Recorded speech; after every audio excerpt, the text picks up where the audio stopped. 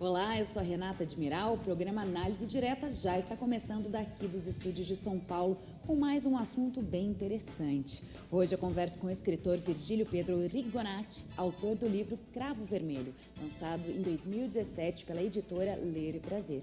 E o Virgílio tem muitas histórias para contar para a gente, não é, Virgílio? Seja muito bem-vindo. É um prazer enorme estar com vocês e poder contar um pouco da minha história e um pouco dos meus livros. Verdade. Hoje, gente, já vou mostrar para vocês esse segundo livro que a gente vai focar um pouquinho mais nele, que é o Cravo Vermelho. Olha só que bacana já a capa, a concepção, tudo. A gente vai falar um pouquinho desse livro e depois a gente vai falar também sobre o primeiro livro, essa segunda publicação aqui do Virgílio. Aí depois vocês podem mostrar aqui, temos os dois livros dele, para quem já ficar bem interessado aqui depois do nosso papo, já pode correr para adquirir. Quero saber algo que eu li, que eu achei fantástico. Esse primeiro livro, Maria Clara, foi escrito quando você fez 60 anos? Não, na realidade foi depois. Eu comecei a escrever com 60. aos 60 anos. Tá. Anteriormente eu era o contador de histórias da família. Eu sou, na minha família, meus irmãos, nós somos em 8, eu sou o segundo.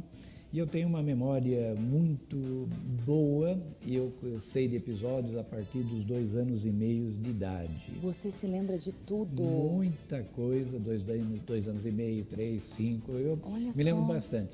E ao longo da vida eu sempre gostei de conversar e de ouvir as histórias que minha mãe, meu pai, minhas tias, né, tinham do passado, né?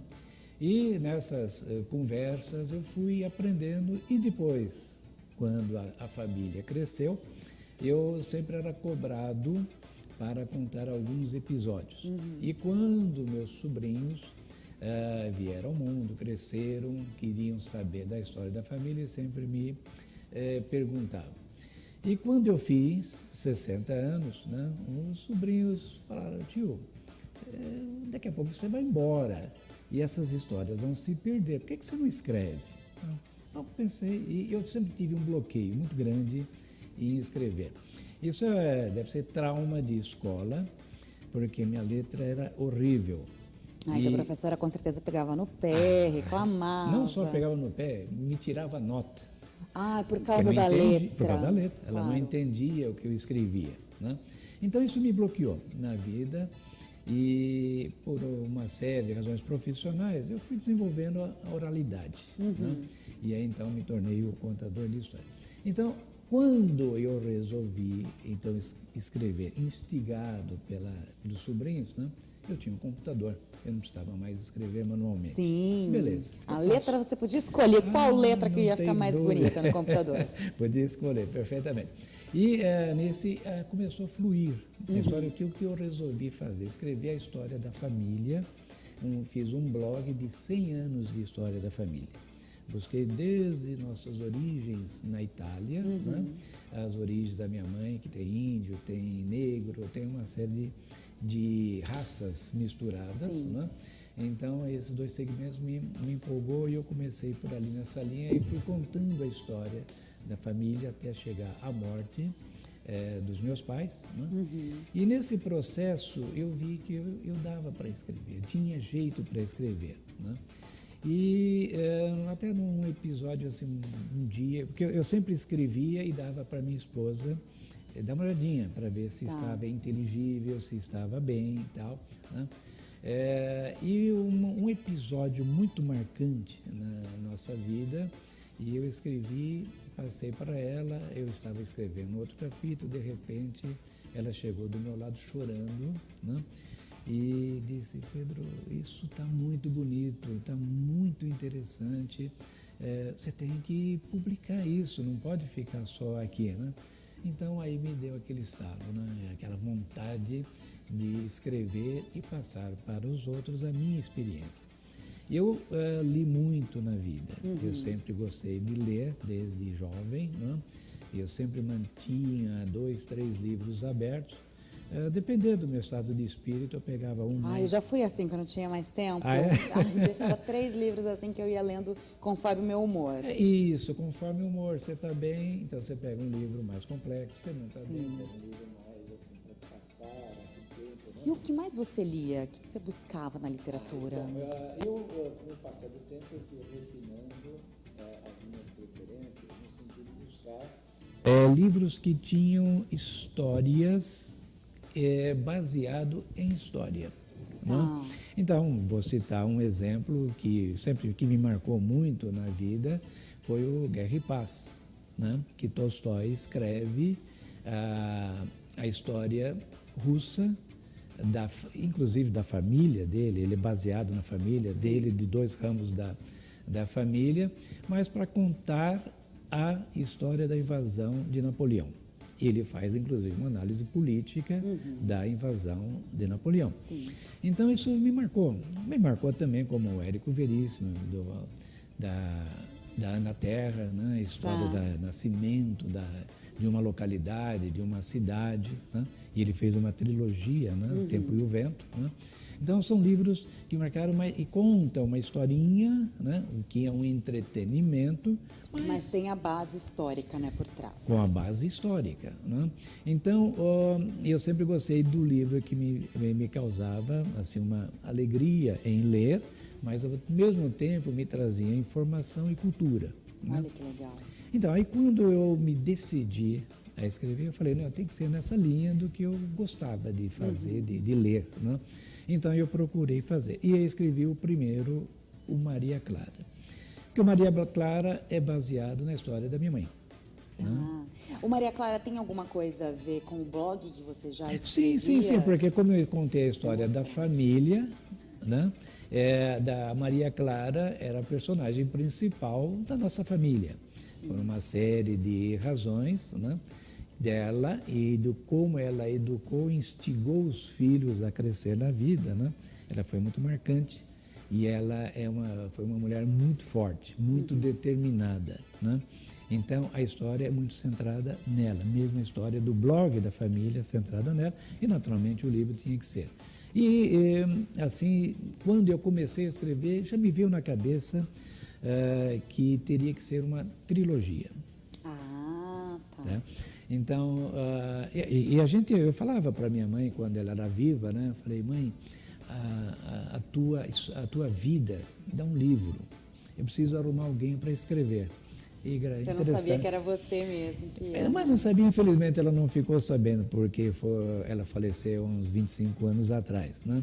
Mas, realmente, a história dela era muito forte e tinha que ser transmitida por um livro. Felizmente, eu consegui. Sim, Né? E vai perpetuar na família, né? E perpetuar na família. Vai manter as histórias vivas. Deixa eu só te fazer uma pergunta. Esse blog, curiosidade minha, ele é aberto e todo mundo... Ele é aberto. Você fez para a família? Não, você fez... Todo mundo pode entrar lá. Pode acessar, blog Rigonati, né? Só procurar que vai localizar o blog e vai ver a história. E, inclusive, de uma maneira diferente, porque eu fui colocando lá meus primeiros escritos, né?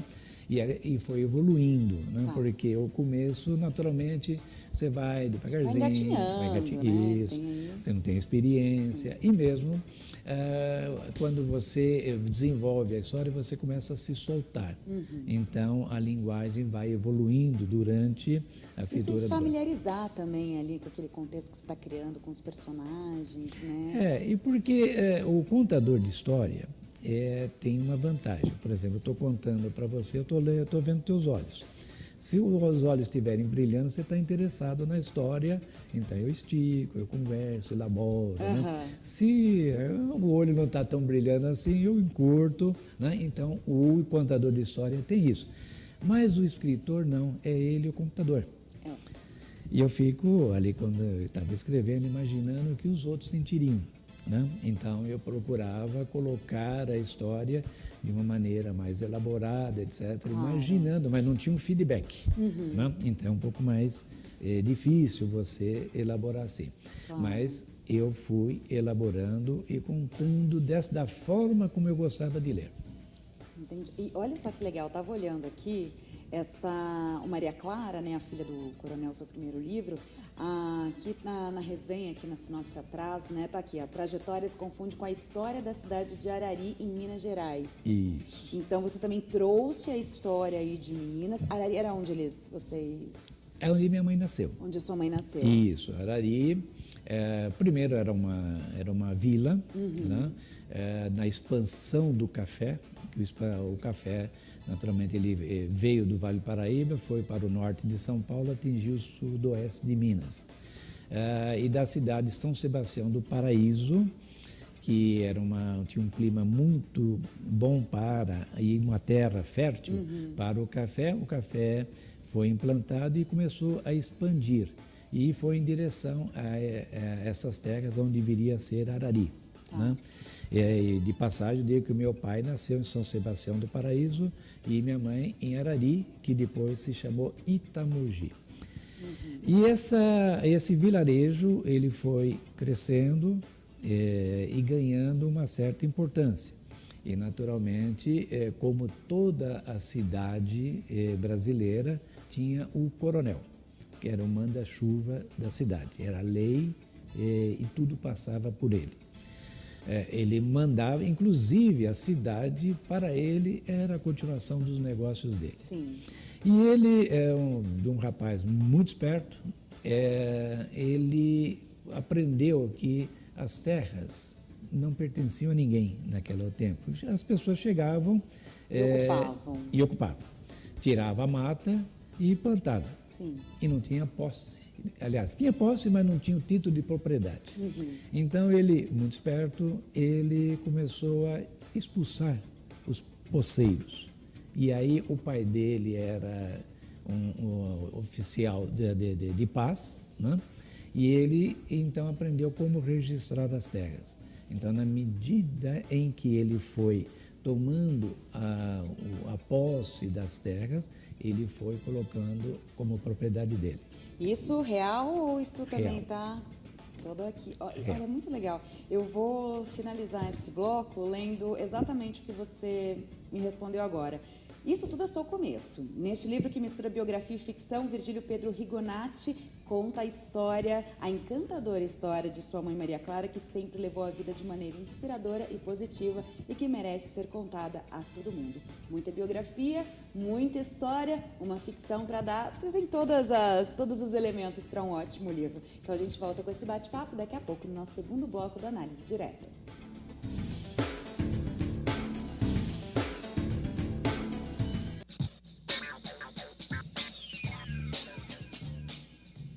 Olá pessoal, estamos de volta aí para todo o Brasil e mais 55 países. Olha que bacana, hein? Todo mundo que está assistindo a gente.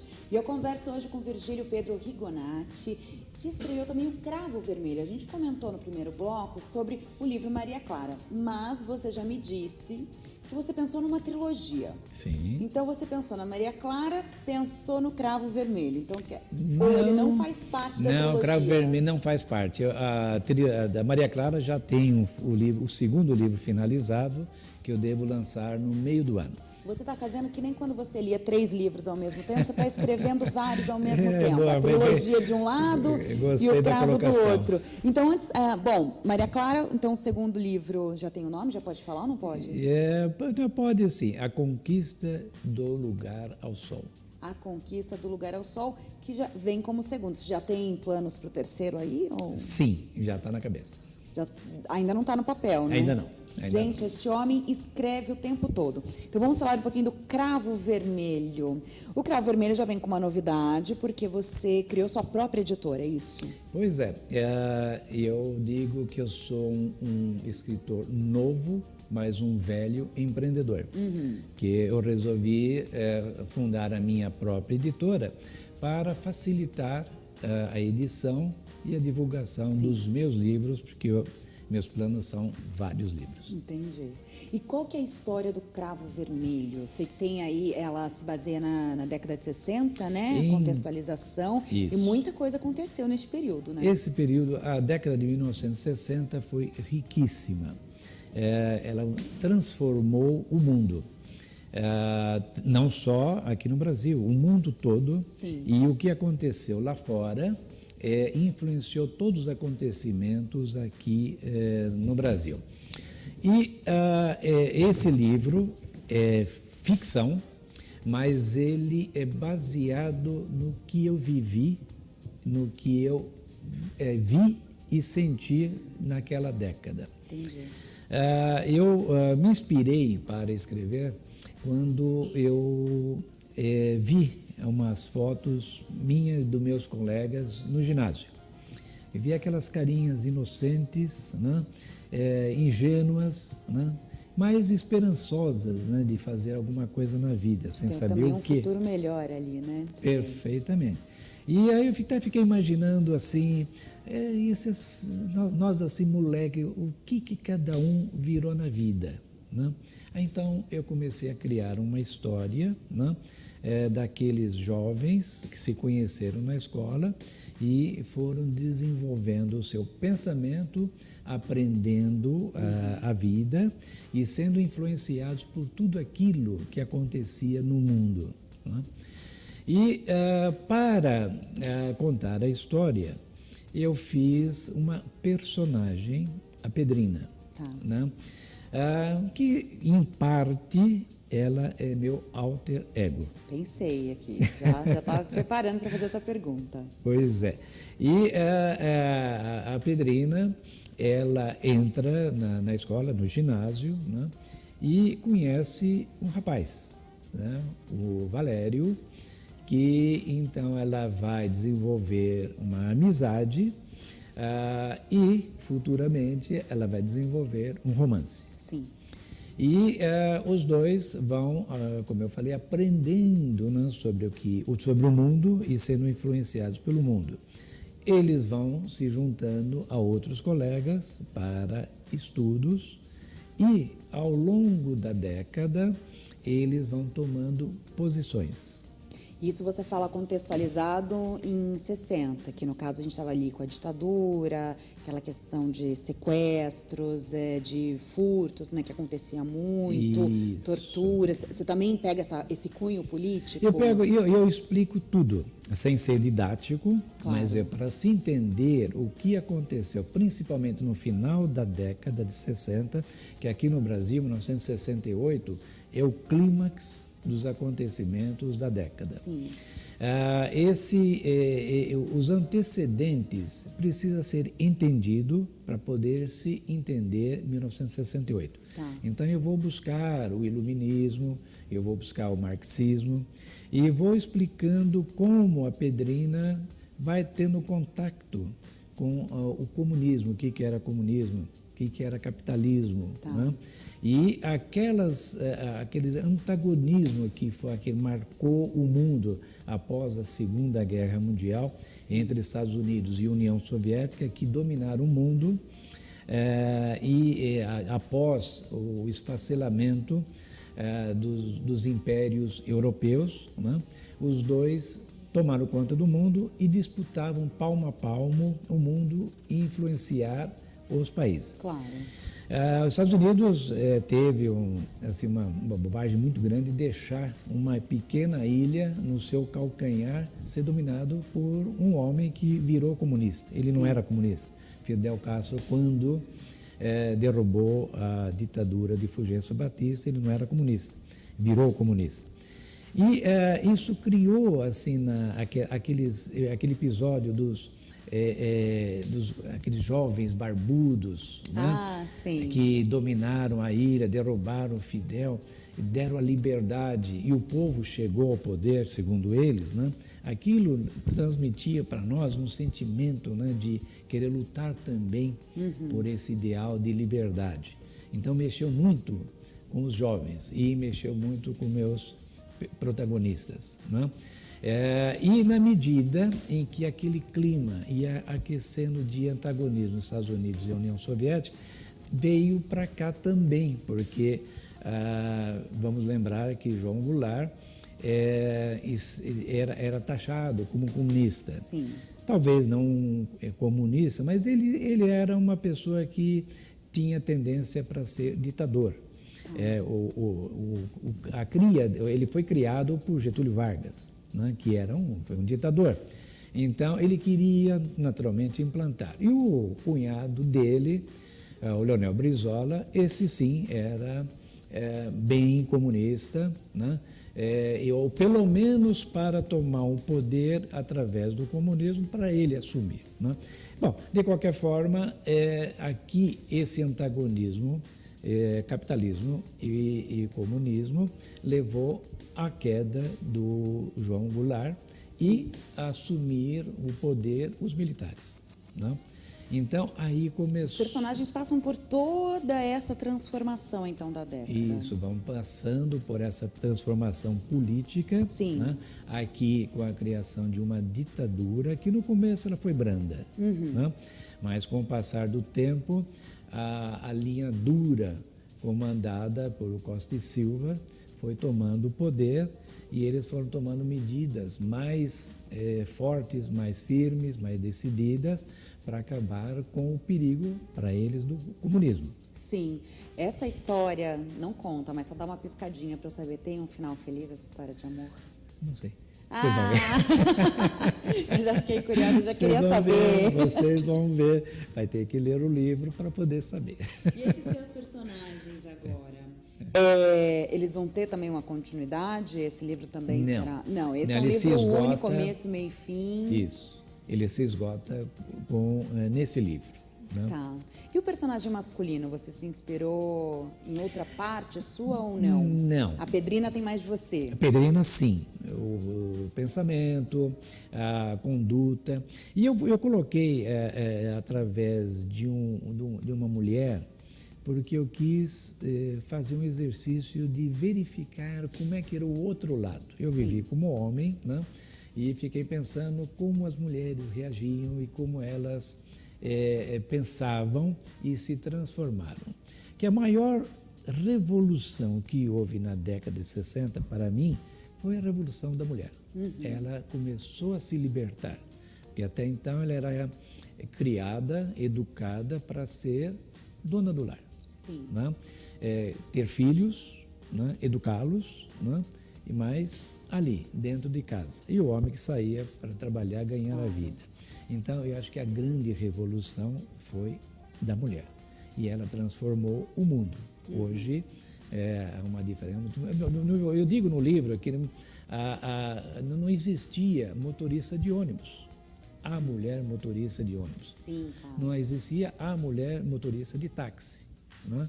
A mulher não saía para isso, não era profissão de mulher. E hoje mesmo, quando a gente vê, a gente sabe que ainda é uma luta aí, né? Não traz do reconhecimento, tudo. Mas ali começou muito forte. Começou muito forte. Então, por isso que eu coloquei na personagem principal a mulher, porque ela transformou o mundo. E por que Pedrina? Esse nome é até interessante, é uma historinha bacana, porque a minha mãe teve o primeiro filho, um homem. E quando ela ficou grávida do segundo filho, ela desejava muito ter uma menina, né? E ela, aquele negócio de a lua, a barriga mais para baixo. O formato da barriga, às vezes tem mais ou menos enjoo, o neném tem mais cabelo, menos, tem tudo isso, né? Isso. Então ela tinha certeza que era mulher. Tá. E ela até deu um nome para essa filha que ela queria, Pedrina. Então, quando eu buscava um nome para a minha personagem, né, até foi uma sugestão da minha esposa, ela falou, por que você não dá o nome da mulher que não nasceu? Pedrina, né? Então, eu dei o nome a ela de Pedrina. E agora o Valério, sim, uma criação aleatória, né? Para se ajustar. Pensando naqueles seus amigos, Não. Em características das pessoas que passaram pela sua vida, esse personagem que às vezes você cruza, a parte ficcional, né? Você pega elementos de outras pessoas que passaram? Não especificamente de colegas, mas do que se vivia, do que se tinha e do que se ouvia naquela época, né? Então, não me baseei para não ter nenhum problema assim de caracterizar um fulano, ciclano, não. Aí foi criação mesmo, né? Tanto do Valério como dos outros personagens que entram na história. Sim. Me diz uma coisa, Virgílio, você é muito estudado, aí conhece muito a história, os escritores. Quando você foi escrever esse livro, Cravo Vermelho, você só apelou para a memória Ou você também tem um trabalho aí por trás de pesquisa, você vai conferir fatos? Demorou em média quanto tempo para você elaborar esse livro? E daí para ele ser lançado ano passado? Cerca de 2 anos na elaboração, mas a vida toda na criação. Sim. Né? Porque, como eu falei, na minha memória eu lia muito, não só naquela época, como posteriormente. Como eu falei, eu sempre gostei de ler muito, e a década me marcou muito. Eu queria entender o que aconteceu, por que se chegou naquele ponto de ruptura entre a esquerda e direita. Nós vivemos hoje um clima muito forte de antagonismo. Sim. Mas não é não é aquela direita e esquerda que a gente se falava realmente nos anos 60. Né? Poderia até chegar, ou pode chegar ainda, se não se colocar uns panos quentes nas coisas e levar para as soluções democráticas. Porque naquele tempo era muito presente os militares, que eles sempre tiveram, desde a Revolução dos Tenentes em 1922, a determinação e a vontade de assumir o poder. E eles conseguiram em 64. E aí o povo em geral gostou da Revolução para acabar com os corruptos. Existia corrupto naquela época, né? E moralizar o país. Eles começaram a fazer, mas depois foram para uma linha mais dura, de poder mesmo. E aí levou para a esquerda. Então esse antagonismo, né, que leva... e aí por isso que eu só criei os personagens, porque eles vão participar de uma luta armada. Tanto uns para a esquerda, sim, e outros para as direitas, pelo comando de caça aos comunistas. Bom, então tem muita pesquisa aí por trás também, aí, né? Muita pesquisa, e depois não só durante a vida, como quando eu comecei a elaborar, eu fui conferir. A gente não deve confiar na memória, né? Você pensou em passar isso para algum professor de história, não sei, para ele também dar uma olhada? Eu até pensei, mas eu falei, não, eu quero fazer a minha história. Sim. E eu não sou historiador, mas eu sou contador de histórias. Sim. Mas, naturalmente, se eu não dei para um historiador ler, eu pesquisei vários historiadores. E para deixar também a história do jeitinho que você queria, às vezes, né, como é uma mistura, né, de ficção com realidade, para você ter também mais liberdade. Você falou dos seus amigos do colégio, né, que você pensou neles, que eles, né, se transformaram, depois como que eles seguiram a vida. Você chegou a encontrar com algum deles, bater papo? Hoje em dia você não precisa, né? Você abre lá a rede social, pesquisa, você já vai saber tudo que a pessoa está fazendo, almoçando. Mas você chegou a ter esse contato com eles? Ou Teve bastante contato, porque eu retomei os contatos com parte dos meus ex-colegas, porque um criou um blog e uma página no Facebook, Confraria dos Filhos do Diabo Velho, porque nós estudávamos, nosso colégio chamava Anhanguera, que é Diabo Velho no Tupi-Guarani. Sim. Né? Então, foi aí que começou a nascer a história do livro Cravo Vermelho, porque eu ia encontrá-los e eu fui ver nossas fotos. Né?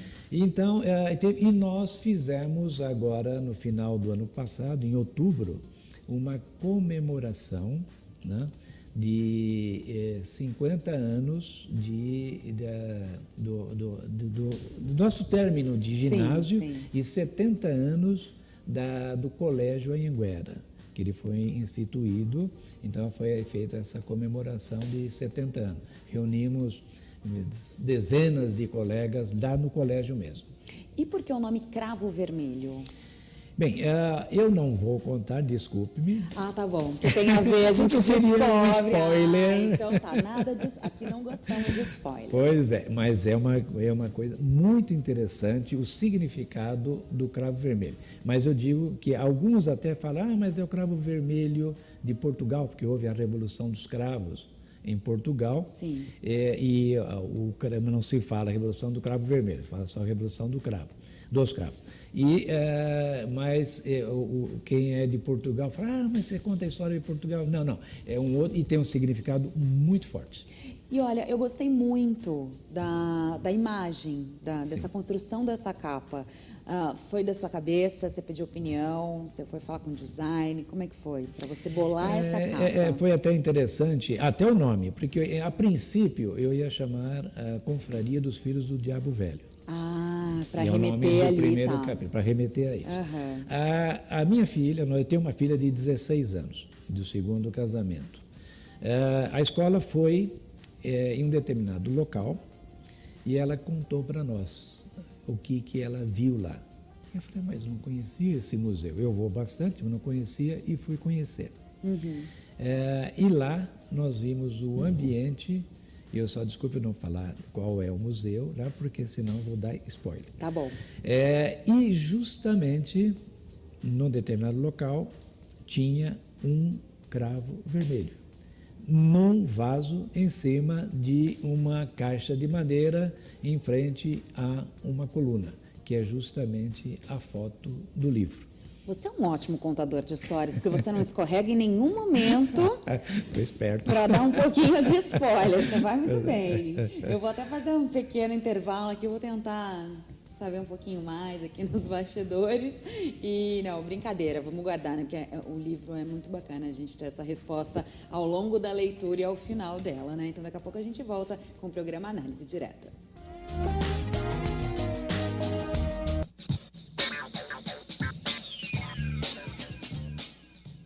Olá pessoal, estamos aqui hoje com o programa Análise Direta, falando aqui com o escritor Virgílio Pedro Rigonati sobre o livro Cravo Vermelho, claro, sobre as outras publicações deste autor.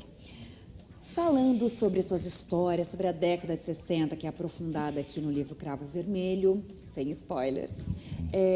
Virgílio, o que você gostaria de reviver daquela época que você achou que foi muito bom? Ou não somente daquela época, mas vou até estender a pergunta pensando, tem algumas histórias que você vai querer reviver em outros livros?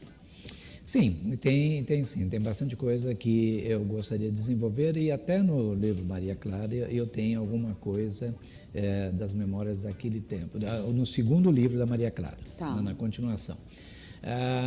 Porque aquela época foi muita criatividade.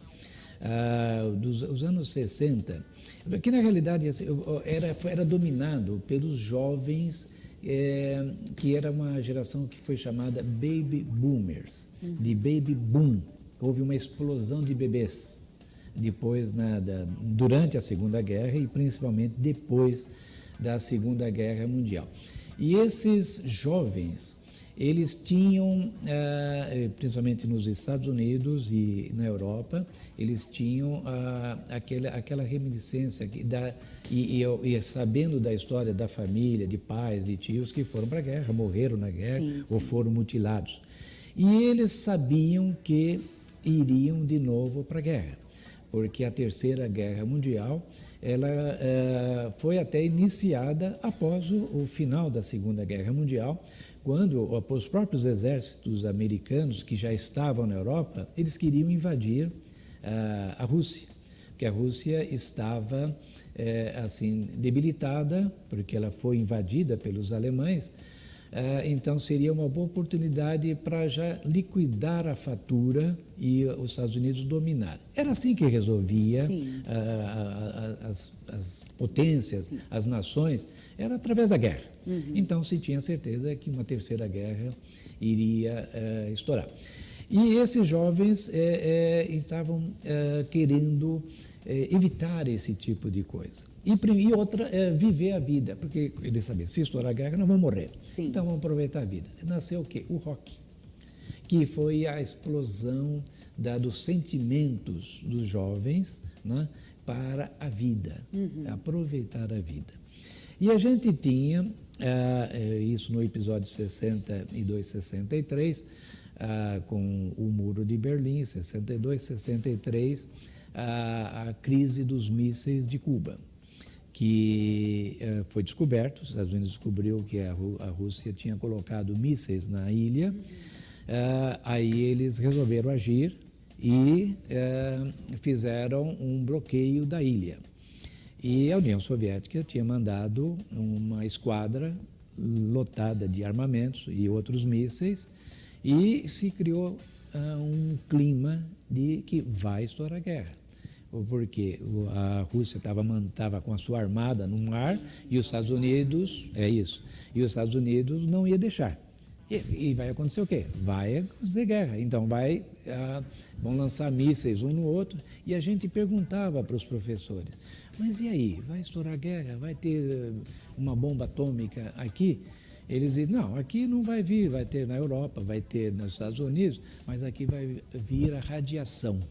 A radiação, mas o que vai acontecer com a radiação? Vai matar gado, vai matar plantação e nós vamos morrer de fome.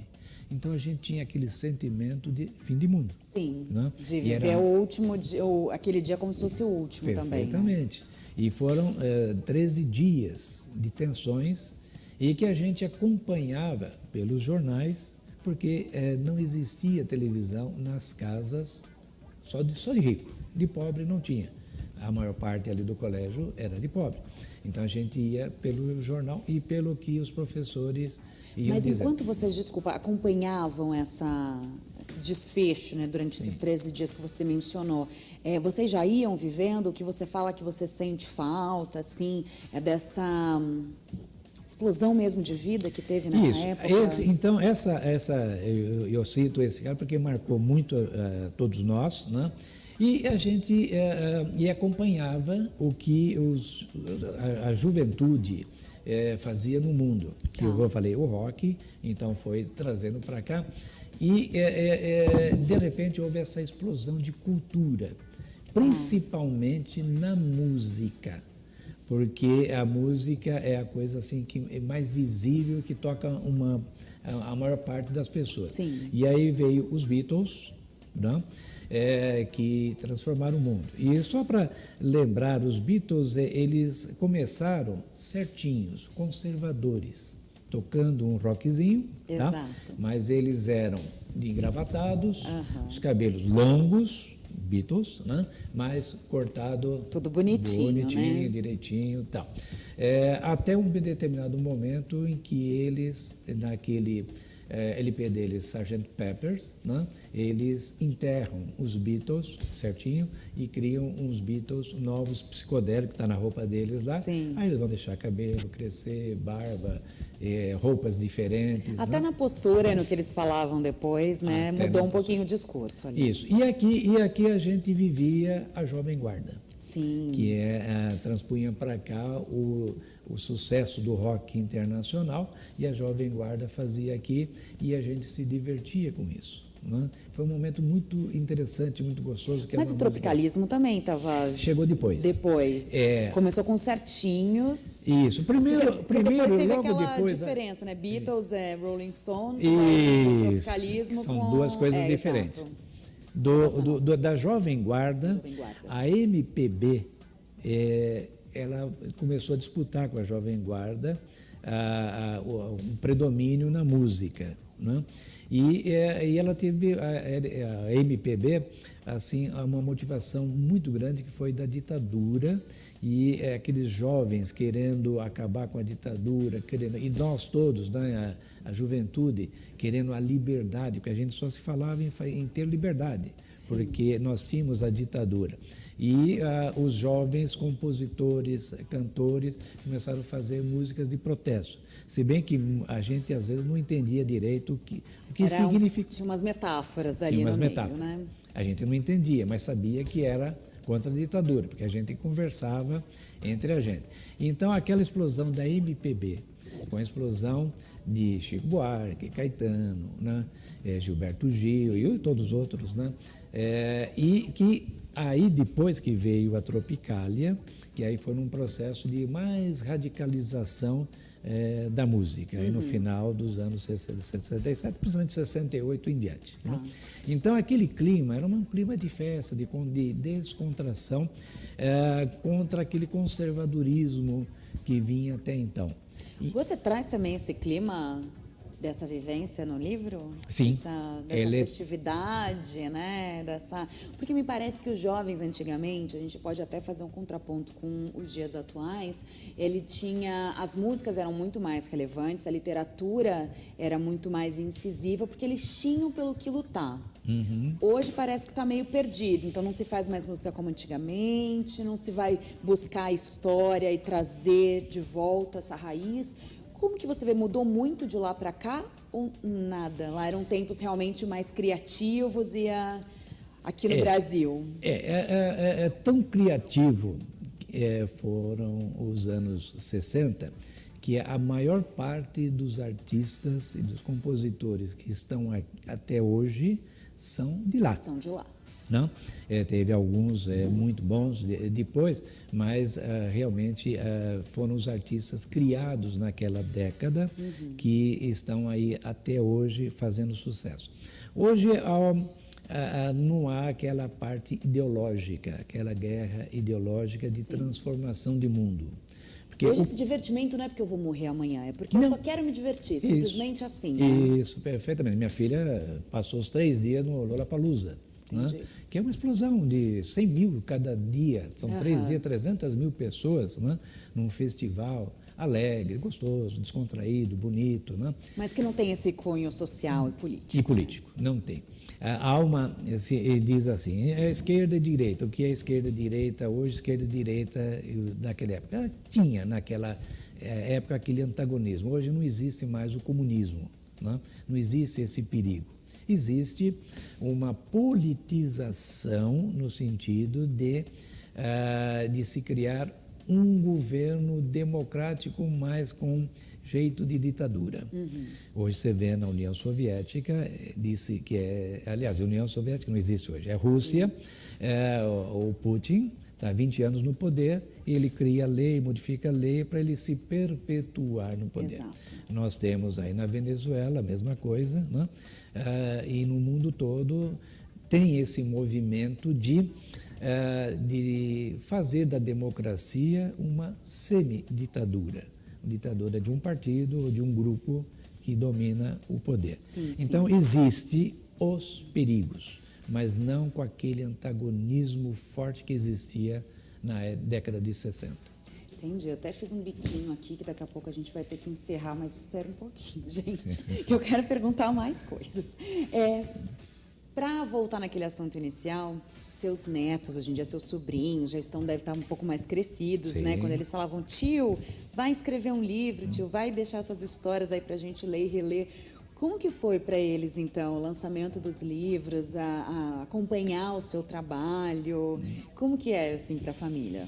Foi muito bacana, porque eles me motivaram, né? Então, hoje, eles podem ler aquilo que eu contava, né? Naturalmente muito mais elaborado, que quando ele põe no livro se elabora muito mais, né? Então, realmente assim, a família ficou muito contente, muito animada, né, com essa possibilidade de ter registrado uma história e de uma maneira diferente. Porque no blog é uma coisa, é real, no livro há algo ficcional, mas com profundidade naquilo que nós temos de passado. Então, para finalizar, juro, gente, para finalizar, falando então dessa profundidade, como que você vê a leitura ou a pesquisa que, por exemplo, você teve na sua juventude, na sua mocidade, o interesse, né, em aprofundar esse seu conhecimento com os jovens que leem hoje? O jovem de hoje ainda quer ler, quer se aprofundar? Esse é o grande incógnita, porque hoje a moçada está muito no smartphone e então o diálogo é mandar mensagens curtas. Muitos emoticons, para você não ter nem que escrever, emoticon diz isso para você, não tem trabalho. Não tem o trabalho. Mas você vê que os jovens estão lendo, porque o mercado para a juventude de escritores jovens que estão publicando é grande e se vende muito. Eu estive na Bienal do Livro do Rio, ano passado, onde eu lancei o Cravo Vermelho, e era uma multidão enorme de jovens, mas buscando, naturalmente, a maior parte, os blogueiros. Não faz mal. que às vezes você pode até criticar que o blogueiro é um livro assim muito superficial, né, falando umas historinhas para os jovens, mas não faz mal. O jovem está lendo. Sim, pelo menos está criando esse hábito, né? Criando o hábito. E com o tempo pode depurando e aprendendo a gostar de outro tipo de literatura. Eu vejo pela minha filha de 16 anos, ela gosta de Paula Pimenta, essas escritoras que falam a linguagem do jovem, né? E é o que o jovem quer ouvir e quer ler. Então, está criando o hábito. Está lendo, e não é só ela, as amigas todas leem 2, 3, 4 livros por mês, né? Nesse sentido. Leitura fácil, mas eu também aprendi leitura fácil. Sim. Eu aprendi nas seleções, que era uma linguagem bem simples, né? Bem para o mercado e tal, e eu aprendi a gostar de ler. Então, eu espero que a juventude aprenda a gostar de ler, porque a leitura é uma coisa muito importante. Eu viajei a alguns países, mas eu não fui para a China, não fui para o Japão, né? Mas leu sobre. Mas li sobre. Eu viajei muito pelos livros. Virgílio, estou muito chateada de encerrar esse programa. Você tem que voltar, já vou deixar aqui o meu convite, gente, para o Virgílio voltar, contar mais histórias para a gente, lançar mais livros também aqui com a gente, para a gente poder fazer a divulgação. Tem algum contato? Onde a gente encontra os seus livros? Se estão nas grandes livrarias, se a gente encontra através da editora? Pode ser no site da editora, www.lereprazer.com.br. Mas já tem livrarias que estão recebendo o livro. Em outras, como Cultura, Saraiva, pode ser encomendado, logo eles vão ter também, né? Então é só buscar e encomendar. A Maria Clara já tem em mais livrarias, né? O Cravo Vermelho está chegando agora. Perfeito. Redes sociais você passa? A gente pode te procurar? Pode, tem a página do Ler e Prazer no Facebook. Perfeito. Dá para seguir lá, curtir tudo. Com certeza. Virgílio, foi um show aqui de história, Obrigado. De contações de história. Volte sempre aqui. Com certeza. Muito obrigado pela atenção e espero que vocês curtam a historinha e, naturalmente, todo o contexto histórico da vida do ser humano. Perfeito, pessoal. Vamos encerrar brevemente aqui com chave de ouro. Recebi Virgílio Pedro Rigonati, escritor. Falamos aqui sobre Maria Clara, sobre Cravo Vermelho. E para você acompanhar a gente também nas redes sociais, entra lá no facebook.com/programa Análise Direta. A gente sempre divulga lá fotos, um teaserzinho antes do programa ir no ar. No YouTube você já encontra o programa na íntegra, tá? Também pode acompanhar lá não só esse tema, mas também outros temas relevantes e bem bacanas. youtube.com.br/análise direta, e através do nosso WhatsApp do programa você pode mandar também sugestões. Olha, quero ver o Virgílio de novo, quero ver outros convidados, quero dica do livro, quero isso. Manda pra gente que a gente responde. Então no WhatsApp 011 São Paulo 992247760. Se você está em outro país, é só você colocar o 55 antes, tá bom? Hoje a gente chega por aqui, te vejo num novo programa. Beijo, até mais.